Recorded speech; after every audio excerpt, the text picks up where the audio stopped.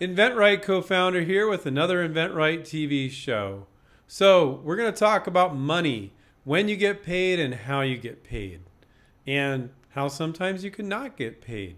So what we're talking about is how you're making money and when you're making money and how that is structured in the deal when you're licensing a product to a large company. So when you license to a large company, you're getting a royalty, and they're manufacturing and marketing and advertising and doing all the work, and then they're paying you a royalty. So when do you get paid? If you're setting up the agreement in the appropriate way, you're getting paid quarterly.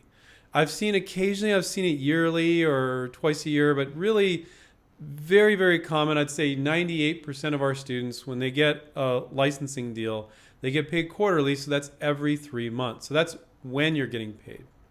So what are you getting paid is really a combination of a couple things. And people get really obsessed with the royalty rate, the royalty rate, the royalty rate. Am I getting 3%, 5%, 10%, 8%? What am I getting? And that's what it's all about. And it's not all about that. It's about two other things too.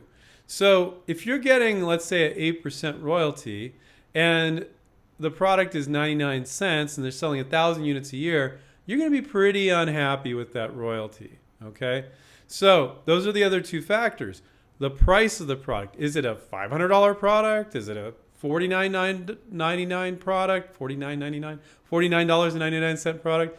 Is it a $20 product? What is the price of the product? And realize you're not getting your royalty on the price of the product, because that would be impossible to track, because there's sales all the time, prices go up and down. You're getting you're getting your royalty on the wholesale price. So that is easy to track most of the time. That's the price the company that you license to sells to the retailer. So let's say they're selling to Target and they're selling it to Target for $5 and Target's selling it for $10.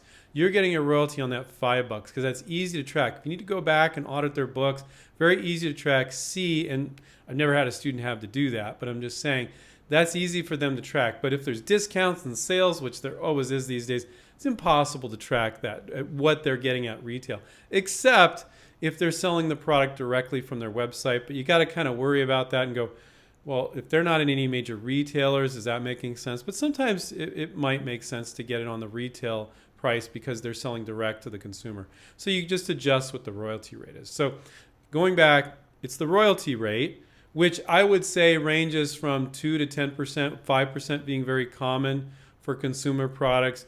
DRTV infomercial guys, they're selling massive volumes, so 2 or 3% is pretty common. And then I get students that do 6, 7, 8, 10%, but I would say between 5 and 8% is most common, 5% being the most common for consumer products. But it's all relevant. So if it was a really, really low volume product, you might ask for more. But 5% being the most common royalty rate. Then you got the price of the product. It's not on the price it's the price they are selling it to the retailer for, not what you see it selling at the retailer for, which is called the wholesale price, okay? There's all sorts of weird ways you can do licensing deals, but this is the most common, all right? And then there's the third component, which is the volume being sold. This is the most important thing. I talk to inventors, not inventRight students, but people outside of inventRight, and they literally did a licensing deal not knowing where the company is selling. I'm like, what? And I'm just doing a double take going, what the hell are you thinking? Like, you're doing a deal, they're a big company, but you didn't get them to tell you where they're going to sell it or how much they're going to sell. That's craziness.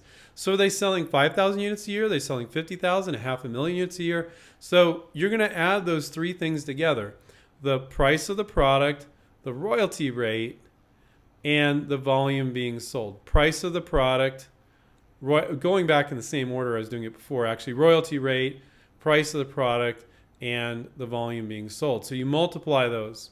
So you take the royalty rate, it's 5%. Let's say it's selling for a dollar.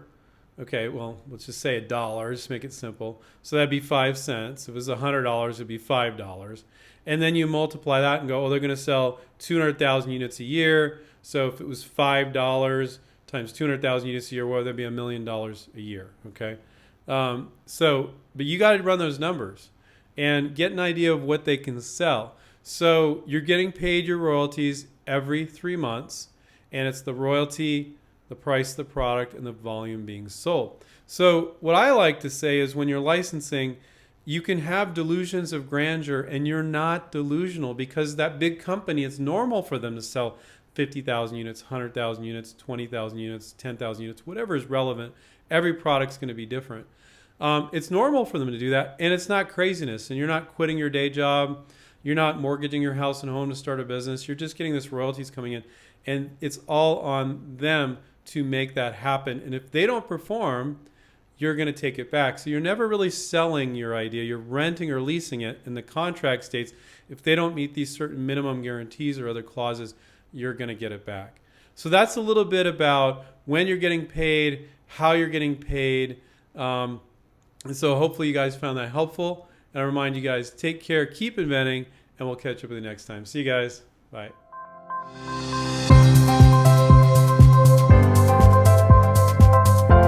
There's a great idea in each of us. But it's truly magical to see it come to life. Sharing your creativity with the world has never been easier. We can help.